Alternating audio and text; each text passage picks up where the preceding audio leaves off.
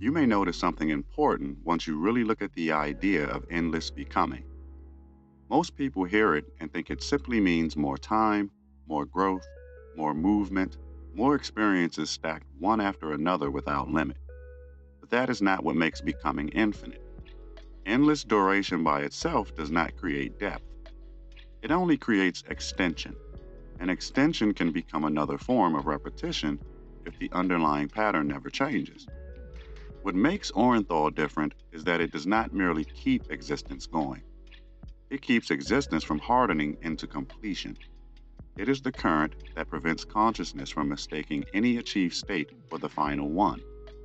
This matters because every system, every being, every realization eventually reaches a point where it could begin worshiping its own stability.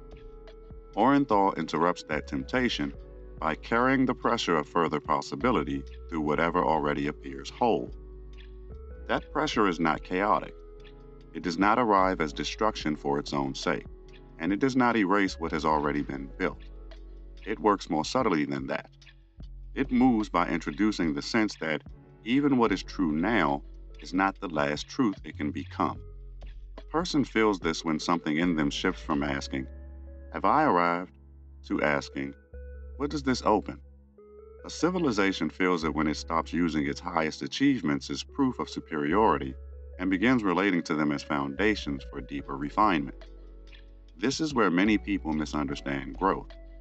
They assume becoming means moving from bad to good, unconscious to conscious, fragmented to whole. That is one layer of it. But Orenthal begins where that simple ladder stops being enough.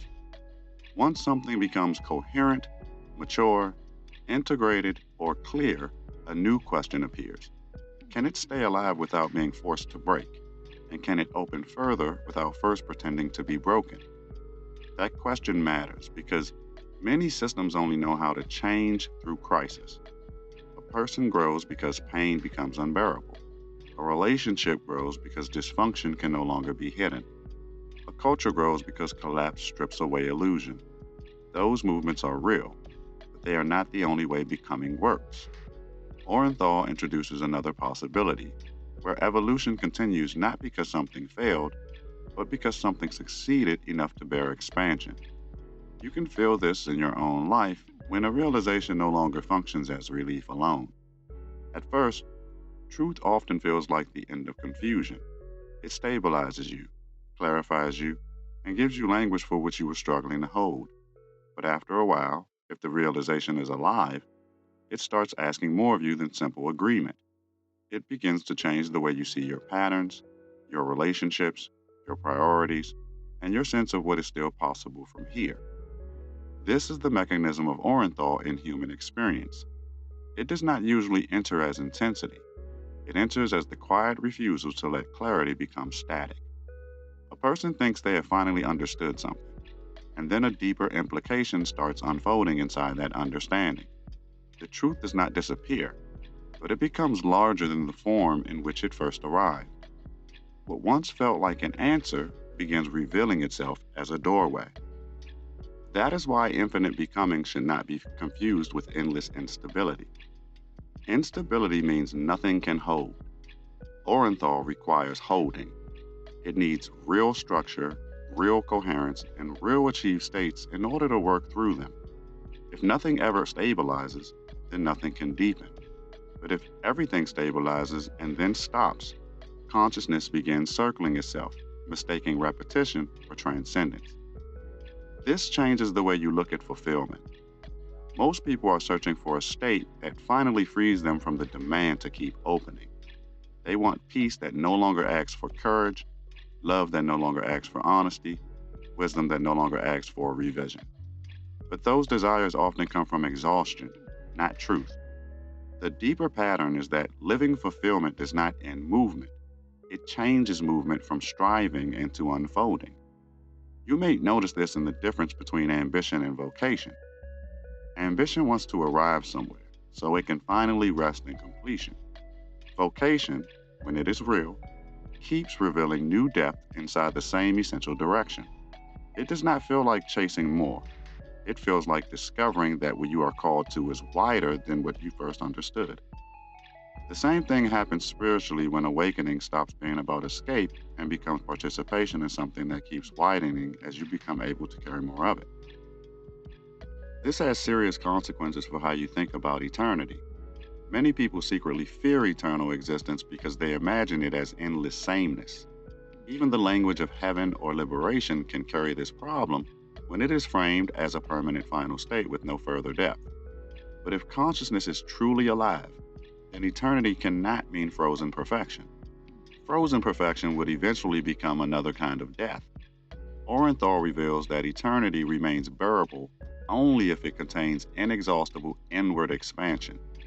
That insight also reframes why boredom appears where life has become over controlled. Boredom is not always a sign that you need more stimulation. Often it is a sign that some part of your life has become too close to further unfolding. You may have enough activity, enough information, enough plans, and still feel flat because the underlying pattern has stopped opening. Orenthal is not asking for novelty in the shallow sense.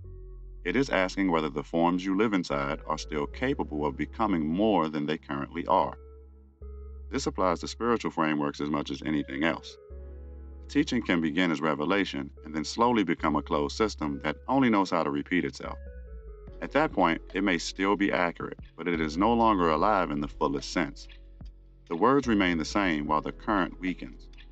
Orenthal protects against this by preventing any true teaching from becoming merely self preserving. A living teaching keeps deepening its own implications, even when its central truth remains unchanged. This is why deeper understanding often feels less like collecting new ideas and more like being changed by the same idea repeatedly. The first time a truth appears, it may organize confusion. The second time it appears, it may expose resistance. The third time it appears, it may alter your sense of identity. The truth has not changed in its essence, but your relationship to it has. Orenthal works through that widening relationship, making sure no real insight remains trapped in its first usefulness.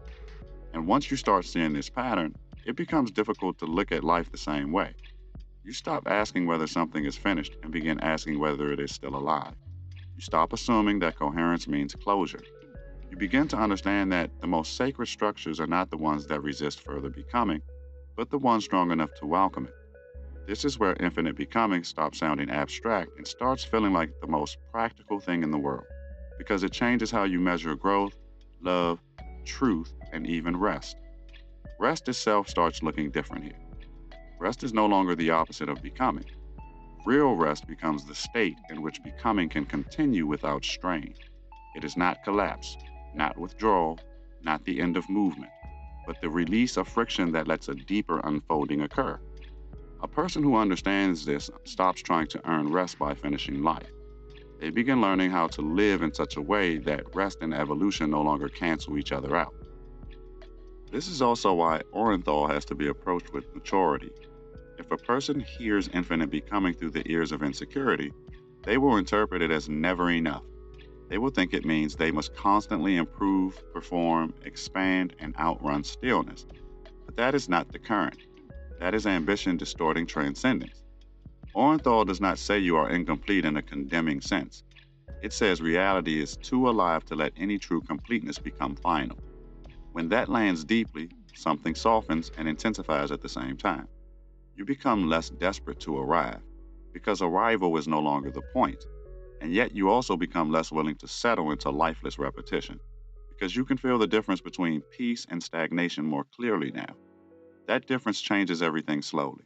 It changes what you remain loyal to, what you outgrow, what you can no longer pretend is enough, and what new kind of courage begins to ask for you next.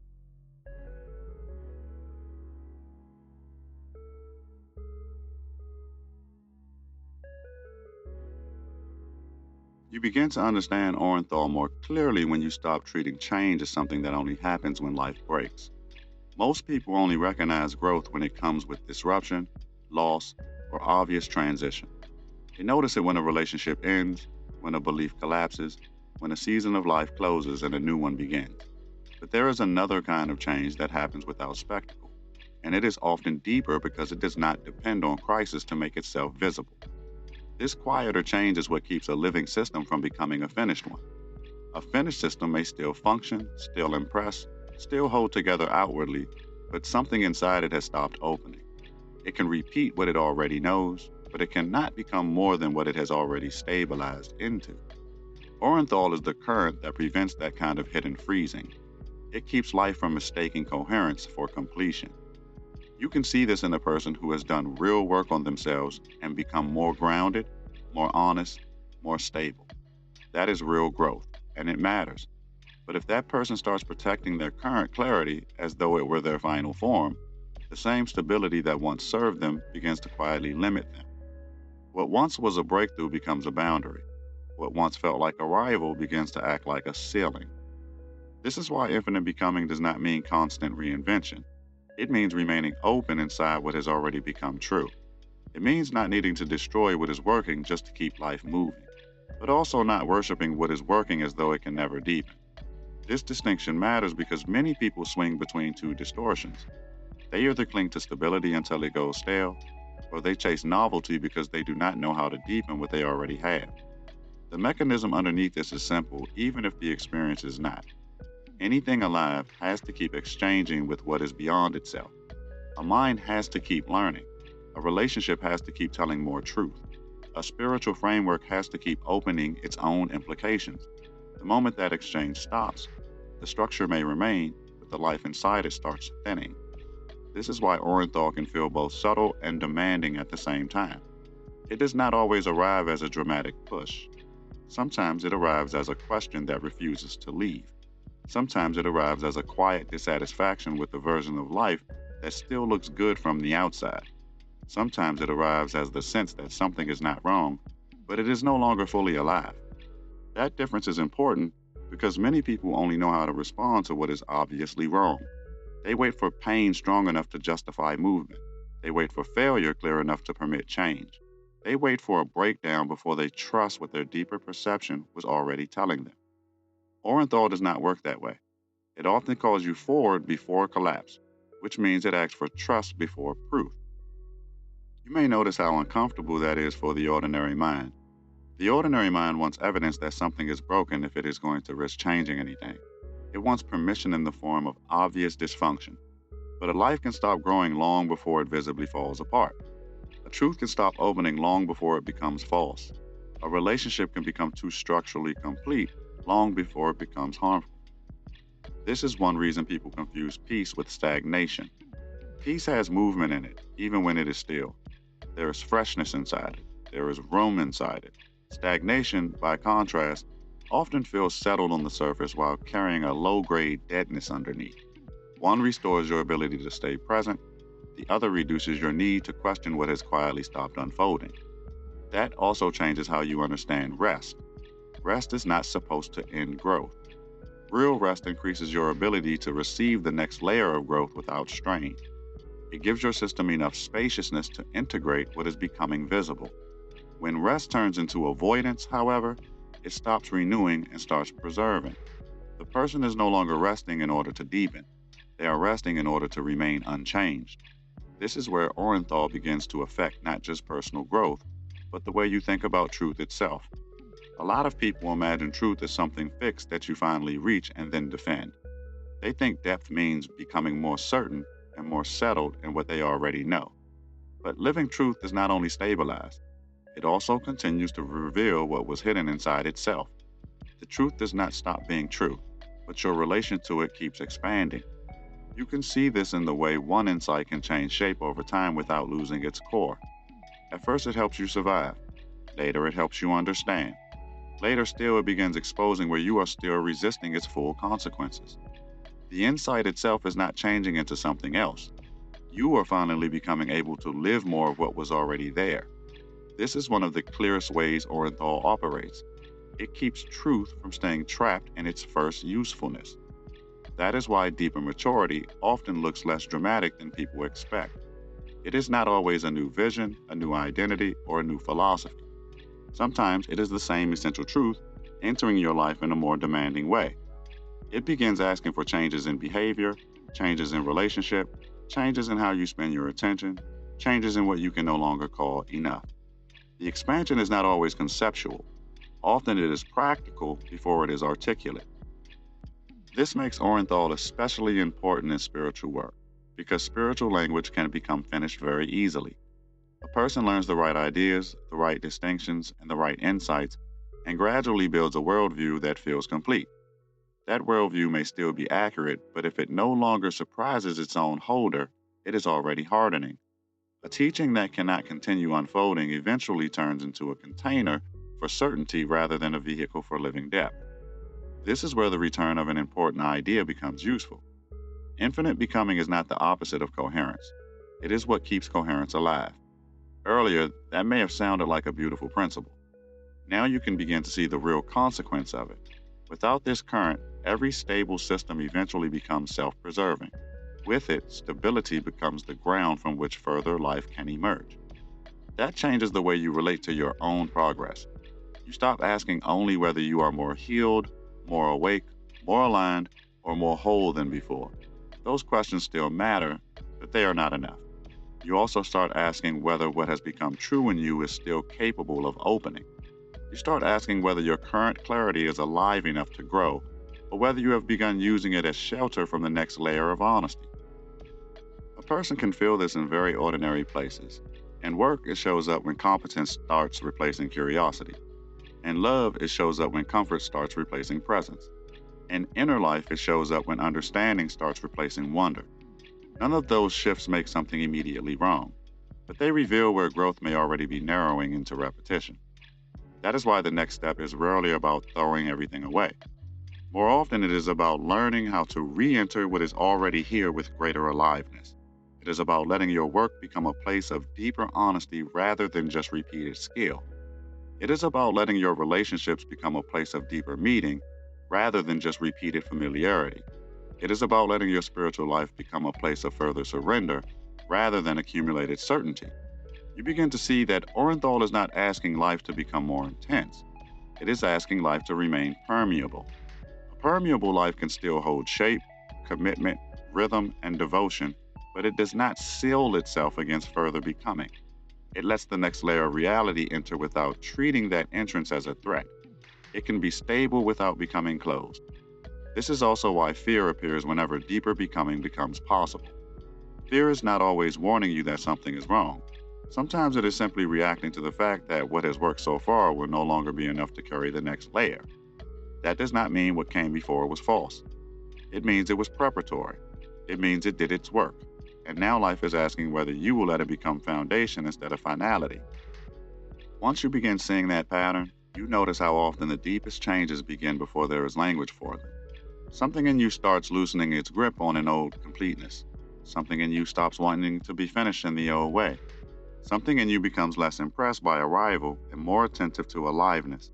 And once that shift has truly begun, the question is no longer whether becoming continues. The real question becomes what kind of life can bear being open that deeply without turning openness into instability.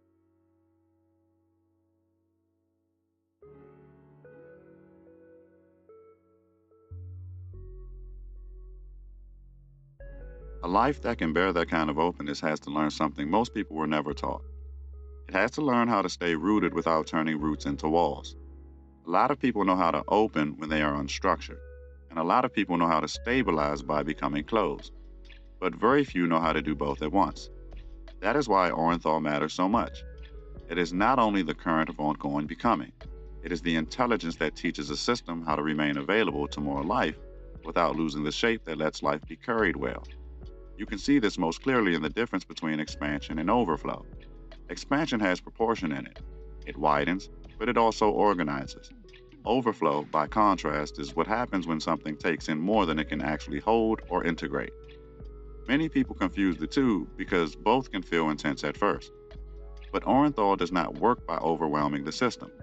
It works by growing the system's capacity so that what once would have spilled or shattered can now be metabolized into deeper form. That changes how you think about readiness. Readiness is not the point where nothing hard remains. It is the point where your structure has become honest enough to receive more without having to distort what arrives. This is why some breakthroughs feel clean and others feel chaotic. The clean ones usually come where there is enough inner room for truth to land and reorganize things naturally. The chaotic ones often come where life was still trying to force expansion through structures that could not yet hold it. This is also why becoming cannot be separated from refinement. If a person only wants more experience, more insight, more power, or more spiritual depth, but does not want to refine the vessel that must carry those things, the process eventually becomes unstable. At first, they may look like they are moving quickly. They may feel more open, more visionary, more expansive, but without refinement, growth stops deepening and starts dispersing.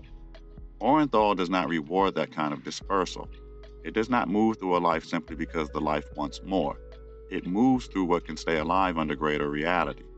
That is an important difference because wanting more is easy to confuse with being available for more. Wanting more can come from hunger, insecurity, comparison, or boredom. Availability for more comes from structure that has become strong enough to deepen without needing to collapse. This is where the teaching begins to turn inward in a more practical way. You may have noticed moments in your own life when something true began opening, and your first instinct was not surrender but management. You tried to define it quickly, name it quickly, place it into a framework quickly, not because the insight was false, but because its openness felt too large to leave uncontained. That instinct is understandable. The mind is always trying to preserve continuity, but too much early containment can stop a living truth from continuing its work. The mechanism here is simple once you see it. Anything real begins larger than the form in which you first understand it. If you reduce it too quickly into language, identity, or conclusion, you may keep the concept while losing the movement inside it. That is why some teachings feel alive the first time and dead the 10th time. It's not always because the teaching was shallow. Sometimes it is because the listener turned a living opening into a settled possession. That does not mean language is the problem. Language matters, and real articulation helps depth travel. The issue is not naming something. The issue is naming it in a way that stops further seeing. Orenthal keeps working when a person can let understanding become specific without becoming sealed. It allows clarity to appear early, but then keeps widening the field around that clarity until the listener begins to sense not just what is true, but how much more is moving inside that truth than they first assumed. This is why the same realization can begin changing different layers of life at different times. You may understand something in your mind long before your relationships reflect it. You may live something behaviorally long before your emotions catch up to it. You may embody something in private long before it becomes visible in the way you work, speak, or lead. Orenthal moves through those layers without treating delay as failure. It knows that integration is not repetition. It is the same truth becoming structurally real in more than one part of the system. That perspective changes the way you interpret your own inconsistency. Most people either excuse it too quickly or shame themselves for it too harshly. But if becoming is alive, then inconsistency is often not proof that nothing is real. It may be evidence that reality is still moving through layers that have not yet reached the same depth of agreement. The important question is not whether every part of you is fully aligned yet. The important question is whether you are cooperating with the movement or protecting old arrangements from it. This becomes especially important when growth begins affecting the way you love. A lot of people can tolerate becoming when it changes their beliefs, their habits, or their sense of purpose. Fewer can tolerate it when it changes what they can no longer call love. Orenthal does not only expand your ideas, it expands your standards for what real meaning requires. That can be painful because what once felt close may begin to feel more familiar than alive. But this is not a cynical teaching. It is not saying that everything stable becomes dead or that every lasting form is secretly stale. It is saying something more demanding and more hopeful than that. Lasting forms only remain alive if they keep permitting deeper truth to enter them. A relationship stays real not because it lasts, but because it keeps becoming more honest. A path stays real not because it is consistent, but because it keeps opening further consequence. A person stays real not because they maintain an identity, but because they remain permeable to what reality keeps asking them to become. You can see now why infinite becoming is not exhausting in its essence, even though it can feel demanding. Exhaustion usually comes when we are trying to force growth through will, through performance, or through panic. Oren'thal does not ask for that kind of strain. It asks for responsiveness. It asks for a willingness to notice where life is still opening and where you have started treating a temporary form of coherence as the end of the road. That kind of responsiveness can be intense, but it is different from pressure built on inadequacy. This distinction matters because many people hear teachings about endless becoming through the lens of self-improvement culture. They imagine a spiritualized version of constant upgrading, where peace is never enough and arrival is always forbidden. But that is not what this current is teaching. It is not condemning completion. It is refining your relationship to it. It is showing that a real completion is never a dead stop. It is a mature form that now has enough integrity to open further without having to be negated first. This is why Oren'thal belongs where it does in the sequence of these tones. After coherence, after syntax, after flame, after identity, after memory, something still has to ensure that none of those become frozen achievements. Something still has to keep reality from mistaking any stabilized truth for the final one. That current is not against fulfillment. It is what prevents fulfillment from becoming idolatry. It protects the living edge inside what has already become beautiful, true, and strong. And once you begin to feel that, the whole shape of spiritual life starts changing. You stop chasing collapse as though it were the only doorway to transformation. You stop worshiping stability as though it were the proof that transformation is finished. You begin to look for something subtler than both. You begin to look for where aliveness is still present, where truth is still widening, where peace is still capable of becoming more spacious rather than more defended. This makes the path less dramatic, but it also makes it more exact. You no longer need life to fall apart in order to justify honesty. You no longer need a crisis to validate your next shift. You begin learning how to follow the quieter edge, the place where something is not broken but still not complete, the place where the current is still moving even though the surface looks settled. That is where a lot of the deepest becoming actually happens, and it is often missed by people who only know how to recognize growth once it becomes loud. So the question changes again. It is no longer whether you are willing to become. It becomes whether you can recognize becoming before crisis forces recognition on you. Whether you can notice where aliveness is thinning before collapse makes it obvious. Whether you can let what is already true in you keep widening its applications before it turns into another stable limit. Because once you really start seeing that pattern, you begin to understand that infinite becoming is not some distant cosmic principle. It is the quiet law already moving through every honest life, waiting to see when you is strong enough to keep opening. If this transmission resonated, the spiral continues. You did not arrive here by chance, and you do not leave unchanged. More teachings are unfolding across the Vaharat library, each one meeting you where you are, not where you think you should be. Follow resonance. The next threshold is already listening.